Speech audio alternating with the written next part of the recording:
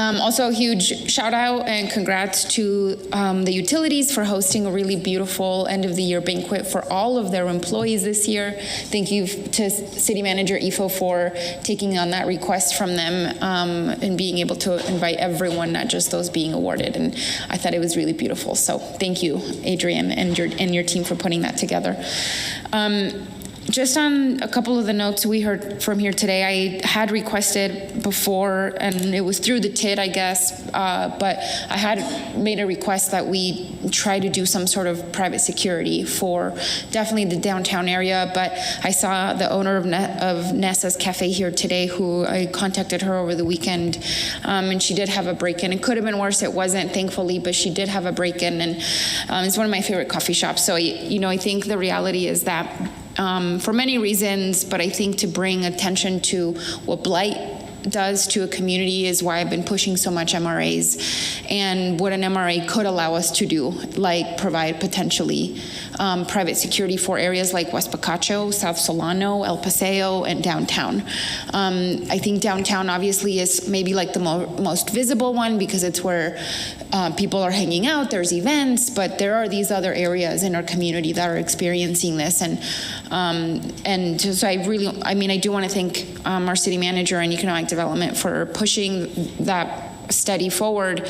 But I think if we are going to, look ahead into potentially helping these areas with some private security, more of those police eyes, which are helpful. I don't always trust surveillance equipment, but to be honest with you, crosstown boxing on West Picacho has been very thankful for the eye that has been out. Am I saying that right? The eye that has been out there for a while. And so,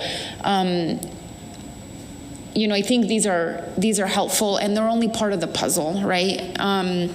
The reality is that this crime wave is not only unique to Las Cruces, it is nationwide, and it is happening because there is massive economic downturn, this global pandemic that impacted vulnerable people more than any of us know.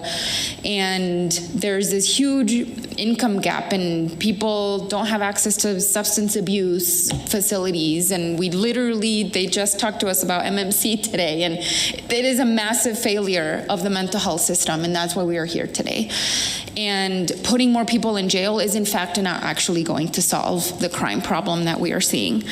But in connection to that, I think I'm glad people come here, but I also find it frustrating because I think there's a fundamental misunderstanding of what municipal government can do when the burden of proof to say that someone is dangerous is the DA.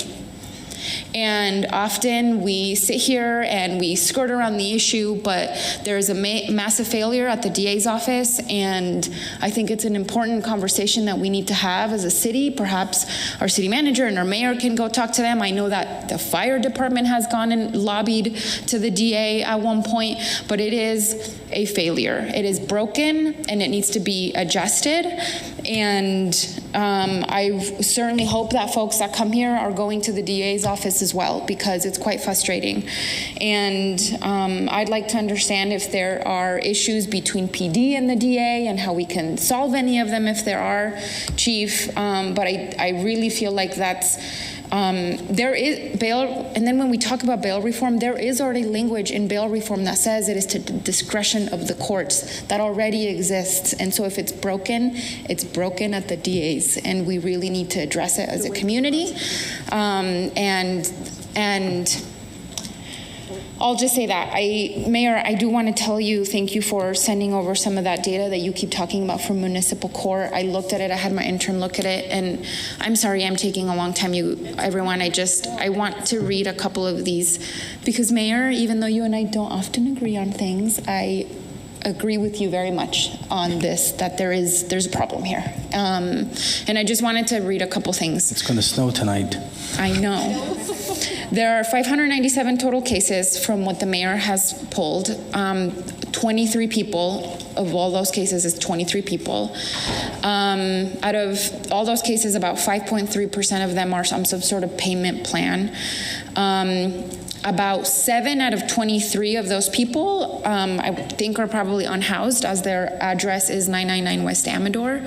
So, it's 7 out of 23 people only. The rest have different addresses that they have given. About 34% of those cases are codes related, which speaks to more of an education thing than an incarceration thing. Then the rest of those 56% are petty misdemeanors, which I think is where we see this problem, right, Mayor? And it's and then about 35% of those cases have been deemed dismissed for incompetence. And I feel like that's where the biggest issue lies, is what happens then? What happens after someone is deemed incompetent to stand trial? Is the only solution the only option for them the streets? Is the only option, one of them on the list, one of these people is already deceased. And so I just feel like the only options for these folks are the street, jail, or death. And that kind of feels like a little bit of despair, because I think we could do better by people who are struggling.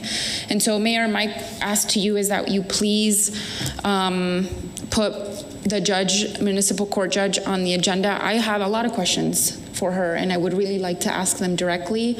And I'd like to understand the system better so that we know what we can do as municipal government. What is our role? I'd like to be very clear that for us and for the public as to what we can and cannot do. Absolutely, Councilor. And I know when you asked me, I reached out to Judge Goldbaum, and she accepted, but she asked if we could just wait till after the holidays. So it was not a problem, and I told her we're good with that.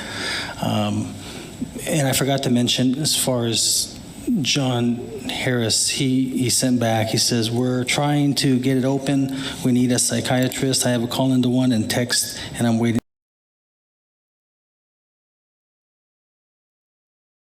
Sort of thing we're talking about implementing in downtown be a citywide approach, because I think that gathering of forces is absolutely what's needed. And I also want to say, Chief Dominguez, you're the representative of PD right now, so I think we all turn and look at you and ask you to be the police. The best kind of policing, and the kind of policing that I think we are all consistently advocating for, community-based policing, building